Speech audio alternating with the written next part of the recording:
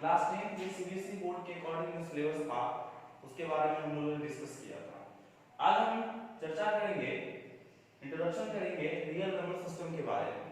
Real number systems के बारे में पढ़ने से पहले हम लोग मैथ्स के बारे में जानेंगे कि मैथ्स क्या चीज होता है।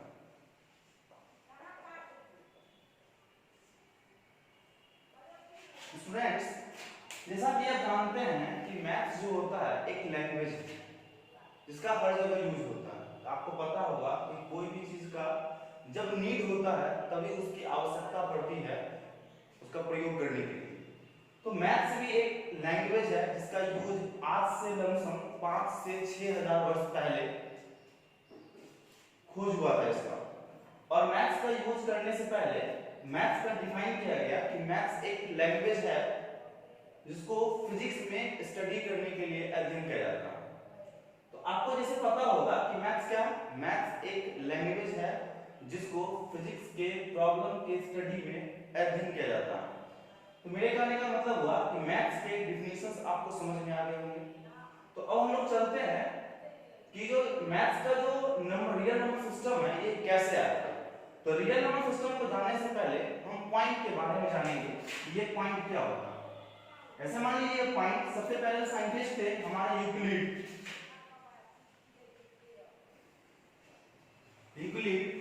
जिन्होंने सबसे पहले पॉइंट के बारे में डिस्कस किया। पॉइंट के बारे में डिस्कस तो किया, लेकिन पॉइंट के बारे में बोला कि पॉइंट एक ज्योमेट्रिकल फिगर है जिसमें ना लेंथ होता है, ना ब्रेड्थ होता है, ना हाइट होता है, सिर्फ केवल स्पेस को ऑक्युपाई करता है। अब खुद सोचिए, जो स्पेस को ऑक्युपाई करेगा इसमें कुछ ना कुछ एरिया जरूर होगा। अगर एरिया की हम बात करें तो एरिया ऑफ रेक्टेंगल क्या होता है, L into B। आप खुद सोचिए कि हम बोले कि पॉइंट एक ज्योमेट्रिकल फिगर है जिसमें ना लेंथ हो, ना ब्रेड्थ हो, ना हाइट हो, जो केवल स्पेस ऑक्युपाई करता है उसको हम पॉइंट बोलते हैं। इसे यूक्लिड साहब ने इनको बोला। तो यूक्लिड जो बोले कि जिसमें पॉइंट। अब खुद सोचिए कि अगर हम सुई का एक नोक ले लें, सुई का नोक ले लें या सुई के नोक को इसमें अगर डालें तो सुई का नोक कुछ ना कुछ एरिया को ऑक्युपाई करेगा, इसमें एडजस्ट कर जाएगा। तो आप पहले भी पढ़ चुके हैं कि कोई सर्कल है, तो सर्कल के पॉइंट से अगर किसी चीज को मिलाते हैं इस चीज को हम रेडियस बोलते हैं। रेडियस बोलते हैं अगर सर्कल में हमको रेडियस पता हो तो इसकी एरिया निकल जाएगी पाई स्क्वायर से। जब एरिया निकल जाएगी, खुद सोचिए, जब एरिया निकल जाएगी इसकी, तो अगर हम यहाँ पे लेंथ को जीरो करें तो पूरा एरिया जीरो हो जाएगा। अगर लेंथ को जीरो करें तो एरिया जीरो हो जाएगा। अगर ब्रेड्थ को जीरो करें तो एरिया जीरो हो जाएगा। तो दोनों कंडीशन में या लेंथ को जीरो करें या ब्रेड्थ को जीरो करें तो भी एरिया जीरो हो जाएगा, या दोनों को हम जीरो करें एरिया जीरो हो जाएगा। इसका मतलब यूक्लिड साहब का कांसेप्ट यहाँ पे गलत हो गया। अब खुद सोचिए कि यूक्लिड साहब ने बाद में बोला कि ये एक हाइपोथेसिस है, हाइपोथेटिकल कांसेप्ट है। और ये चीज जब पॉइंट आपको समझ में आ गया कि पॉइंट एक ज्योमेट्रिकल फिगर है जिसमें ना लेंथ हो, ना ब्रेड्थ हो, ना हाइट हो, सिर्फ स्पेस ऑक्युपाई करता हो।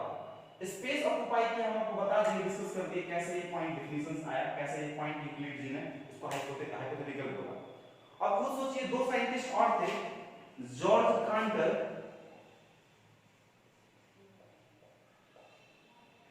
और R.D.D. कांट। जॉर्ज कांटर और R.D.D. कांट के बारे में R.D.D. कांट ने बताया कि एक पॉइंट क्या है, पॉइंट एक नंबर को रिप्रेजेंट करता है। पॉइंट एक नंबर को रिप्रेजेंट करता है। अगर बहुत सारे पॉइंट को हम मिला दें,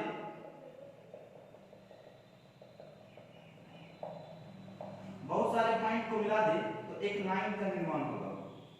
और एक पॉइंट क्या है, एक नंबर है। तो जब पॉइंट एक नंबर है और बहुत सारे पॉइंट को मिलाने से एक नंबर बनता है, इसका मतलब अगर पॉइंट एक हाइपोथेटिकल कांसेप्ट है, इसका मतलब लाइन भी एक हाइपोथेटिकल कांसेप्ट है। बात समझ में आपको आ रही होगी? चीजों को समझिएगा और जहां पे समझ में नहीं आएगा कमेंट सेक्शन में बताइएगा आप लोग। तो इसको लिखने का प्रयास कीजिएगा। सबसे पहले हम बोले कि यूक्लिड पॉइंट के बारे में बताया उन्होंने बोला कि पॉइंट एक ज्योमेट्रिकल फिगर है जिसमें ना लेंथ हो, ना ब्रेड्थ हो, ना हाइट हो, वो केवल स्पेस ऑक्युपाई करता हो, पॉइंट कहलाता। लेकिन उसी को साइंटिस्ट ने और सोचा और बोला कि अगर पॉइंट स्पेस ऑक्युपाई करता है इसका मतलब कुछ ना कुछ उसका एरिया होगा। अगर एरिया होगा तो एरिया का फॉर्मूला होता है L/V। अगर लेंथ को हम 0 कर दे तो एरिया 0 हो जाएगा, ब्रेथ को 0 कर दे तो एरिया 0 हो गया। हम बताए क्या कि यूक्लिड ने बोला कि पॉइंट एक ज्योमेट्रिकल फिगर जिसमें ना लेंथ हो ना ब्रेथ हो। अगर लेंथ ब्रेथ नहीं होगा इसका मतलब क्या होगा कि लेंथ 0 तो ब्रेथ 0, अगर ब्रेथ 0 ये 0 तो एरिया क्या होगा 0। अगर एरिया 0 होगा तो ये कंसेप्ट गलत हो जाएगा। तो उन्होंने बोला कि अगर लेंथ 0 ब्रेथ 0 एरिया 0 तो उन्होंने बोला कि हाइपोथेटिकल ये हाइपोथेसिस हुआ, ये हाइपोथेटिकल कांसेप्ट है, ये हाइपोथेटिकल कांसेप्ट हो गया। तो उन्होंने बोला कि पॉइंट से अगर किसी सर्किल के पॉइंट को अगर हम मिलाते हैं तो ये रेडियस कहलाता है। अगर यहां से निकालेंगे तो दूसरा कांसेप्ट बन जाएगा। उसके बाद उन्होंने बोला कि पॉइंट जब यूक्लिड साहब ने पॉइंट दे दिया तब जॉर्ज कांट एक साइंटिस्ट आए और R.D. कांट जिन्होंने बताया कि बहुत सारे पॉइंट को मिला के एक लाइन का निर्माण होता है। अगर एक पॉइंट हाइपोथेटिकल कांसेप्ट है तो एक लाइन भी क्या है हाइपोथेटिकल कांसेप्ट। अगर आप ध्यान से समझिएगा, अगर बहुत सारे पॉइंट को मिला के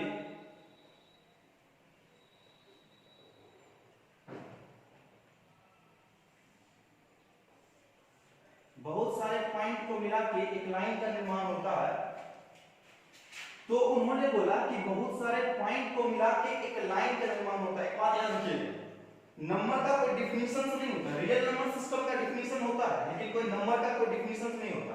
आप किसी भी बुक में उल्टा के देख लीजिएगा आपको नंबर की डिफिनेशन नहीं मिलेगी। तो समझिए हम क्या बोले कि बहुत सारे पॉइंट को मिला के एक लाइन का निर्माण होता है और ये जो नंबर होते हैं वो रियल नंबर एग्जिस्ट होते हैं। कोई भी नंबर लाइन पे अगर कोई नंबर एग्जिस्ट करेगा तो वो क्या कहलाएगा, और बहुत सारे पॉइंट मिल क्या बनता है एक नंबर।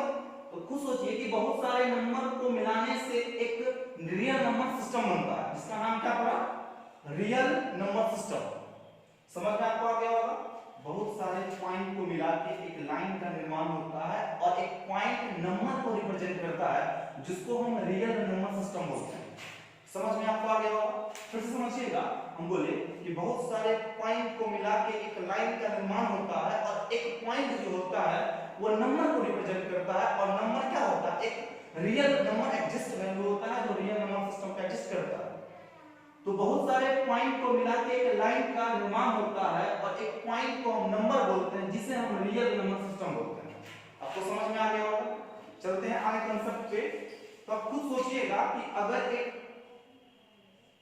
अगर ये लाइन है तो यहाँ पे नंबर इंफिनिटी माइनस इंफिनिटी और यहाँ पे प्लस इंफिनिटी। आप खुद सोचिएगा, कभी कभी ऐसा होता है कि स्टूडेंट यहाँ पे लिख देते हैं जो गलत है, पूरे क्या गलत। तो उसका आप यह ना लिखिए कि रियल नंबर सिस्टम से ये बार वाला वैल्यू होता है जो पता नहीं कहाँ, ठीक है। इसलिए इसको बार में रखते हैं, इसको हम बार में रखते हैं। समझ में आपको आ गया होगा। इसको मिटा दे। देखिए अब खुद सोचिए कि अगर ये रियल नंबर सिस्टम है, अगर ये रियल नंबर सिस्टम है, ये रियल नंबर सिस्टम है, हमको बताया कि बहुत सारे पॉइंट को मिला के एक लाइन का निर्माण होता है और एक पॉइंट क्या होता है, एक नंबर होता है। अब खुद सोचिए कि हमको पता है दो, अब डायरेक्शन की हम बात करेंगे तो डायरेक्शन मैथ्स के अकॉर्डिंग अगर बात कीजिए तो डायरेक्शन में दो ही डायरेक्शन होता है, पॉजिटिव होता है, नेगेटिव होता है, दूसरा कोई डायरेक्शन नहीं होता मैथ्स में। और हम चलेंगे सबसे पहले, अगर मान लीजिए कि हम आपको बोले कि सीता सुंदर लड़की है तो इस बात का कोई मीनिंग नहीं है कि सीता एक सुंदर लड़की है। किससे सुंदर है, गीता नाटी लड़की है। गीता किससे नाटी है, कंफर्म नहीं है। तो इस दोनों नंबर लाइन के रेफरेंस पॉइंट को हम बताते हैं कि रेफरेंस पॉइंट क्या है। तो रेफरेंस पॉइंट यह शो करता है कि रेफरेंस पॉइंट इस बीच में जिसको हम ओरिजिन से डिनोट करते हैं, ठीक है। अब खुद सोचिए कि हमको ये पता चल गया कि ये वैल्यू अगर हम डेफिनेशंस क्या है पॉजिटिव नेगेटिव का, तो खुद सोचिए कि जीरो से जो राइट तरफ होगा, the number which is right to the origin, the number which is right to the origin is positive direction, the number which is left to the origin that is called negative number. Students, zero से right तरफ बढ़ा value को positive बोलते हैं, zero से right left वाला value को negative बोलते हैं। अब आपको बहुत सारा क्वेश्चंस होगा कि सर जरूरी है कि इधर से हम पॉजिटिव मान लें। देखिए अगर हम चाहेंगे तो इसको हम इधर भी रख सकते हैं, इसको इधर भी रख सकते हैं, लेकिन सारा क्रिया जो आप कीजिएगा, सारा जो काम कीजिएगा, सारा वर्क जो कीजिएगा वो सब निगेटिव डायरेक्शन प्रोजेक्शन चल जाएगा। तो आप जानते हैं कि हमारे पूर्वज सब बोले कि सूर्य पूरब में उगता है, तो हम लोग भी उसको मान के चल रहे होते हैं कि सूर्य पूरब में उगता है। अगर हमारे पूर्वज मान लिए होते कि सूर्य पश्चिम में उगता, तो हम लोग भी मानते सूर्य पश्चिम में उगता। तो कंसेप्ट है ये देते चले आए हैं, तो हम लोग इसी को मान के चलते हैं। तो हम डेफिनेशन पता है कि the number which is right to the origin is positive number, the number which is left to the origin is called negative number। आपको समझ में ये चीजें आ गई होगी, कैसे पॉइंट से लाइन बना, लाइन से कैसे रियल नंबर सिस्टम बना, और कैसे रियल नंबर सिस्टम से तब ना हम बोलते हैं कि जीरो को कि यह नाइदर नेगेटिव है और नॉट पॉजिटिव। समझ रहे हैं बात को?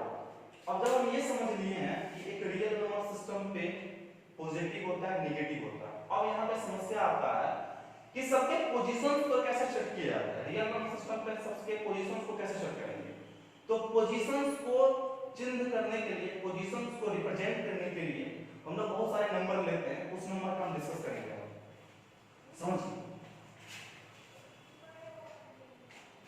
जो नंबर है, पहला नंबर जो आपको पढ़ना है real number system.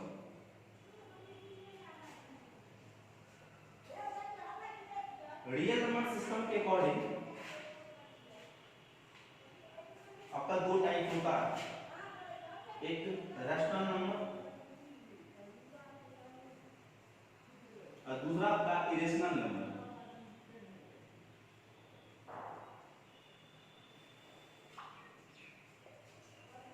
Rational number में भी बहुत सारे टाइप होते हैं, मेनली बहुत सारे होते हैं, लेकिन पढ़ने आपको 9 है, उस 9 का डिस्कस करेंगे हम लोग। पहला आपका है नेचुरल नंबर। रियल नंबर का दो टाइप होता है, rational number, irrational number. Rational number में पढ़ने हैं बहुत सारे टाइप, लेकिन मेनली हम 4-8 मार्क्स का डिस्कस करेंगे। पहला जो आपका नंबर है वो है नेचुरल नंबर।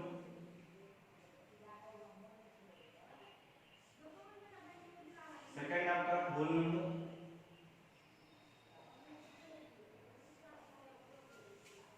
थर्ड आपका है इंटीजर्स। फोर्थ आपका है इवन नंबर। फिफ्थ है आपका ऑड नंबर। सिक्स्थ है आपका प्राइम नंबर। सेवंथ आपका है कंपोजिट नंबर। आठवां आपका है ट्विन प्राइम नंबर। फिर आपका है को प्राइम नंबर। ठीक है सर, रियल नंबर के दो टाइप होते हैं, रैशनल नंबर और इरेशनल नंबर। पहला जो आपका टाइप है नेचुरल है, होल नंबर है, इंटीजर्स है, इवन नंबर है, ऑड नंबर है, प्राइम नंबर है, कंपोजिट नंबर है, ट्विन प्राइम नंबर है और को प्राइम नंबर है। नेचुरल नंबर जो है हम लोग इसके बारे में डिस्कस करेंगे। नेचुरल से कैसे होल बना, होल से कैसे इंटीजर बना, इंटीजर से कैसे इवन नंबर बना, कैसे ऑड नंबर बना, कैसे प्राइम, कैसे कंपोजिट, कैसे ट्विन प्राइम नंबर और कैसे को प्राइम, सब एक दूसरे से रिलेशन बना हुआ। तो ये भी बताएंगे कि 2 + 2 = क्यों 4 होता है, 3 + 2 = क्यों 5 होता है, इसके बारे में हम डिस्कस करेंगे। तो आज का लेक्चर यहीं समाप्त होता है। कल जो लेक्चर स्टार्ट होगा, तो आपको मेरा वीडियो अगर पसंद आए तो अच्छा तो लगा ही होगा, इस वीडियो को सब्सक्राइब करें, शेयर करें, लाइक करें और hit the bell icon. Thanks.